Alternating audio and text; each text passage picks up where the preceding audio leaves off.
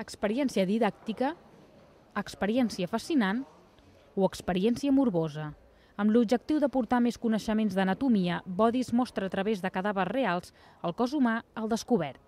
A través de donacions legals provinents de la Facultat de Medicina de Dalian, a la Xina, els cossos són sotmesos a una tècnica per conservar-los que es diu polimerització, que consisteix en la injecció de silicona líquida de cautxú dins el cadàver, un procés que en fa aturar la desintegració i permet conservar-lo per temps indefinit. Sí, el cos no enganya mai, no menteix mai, sempre ens diu la veritat. La millor manera d'aprendre del teu propi cos passa per fer servir a l'exposició cossos reals. Quan veus els efectes del tabaquisme, per exemple, en els pulmons reals exhibits en aquesta exposició, no es tracta en absolut d'una il·lustració d'un artista, es tracta d'uns pulmons reals. I això és la manera més eficaç d'aprendre.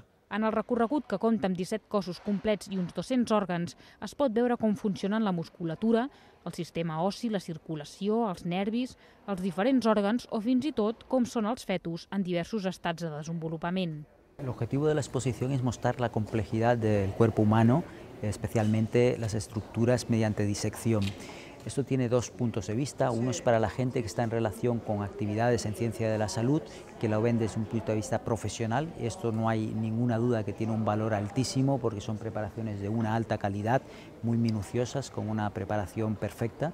Y otro es el punto de vista de la sociedad en general, en que también tiene un valor educativo, pues enseña un poco a modo general el interior de nuestro cuerpo para intentar que la gente comprenda pues cómo funciona o intente comprender por qué se producen ciertas enfermedades o por qué una persona tiene una enfermedad, le duele una rodilla o qué músculo le tira. Segons el doctor mèdic del projecte, aquesta mostra també fa un gran servei social de medicina preventiva i permet aprendre més sobre el propi cos durant un parell d'hores que en tota la nostra vida.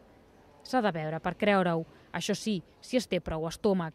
Si és ciència, art o morbo, això dependrà de cada espectador.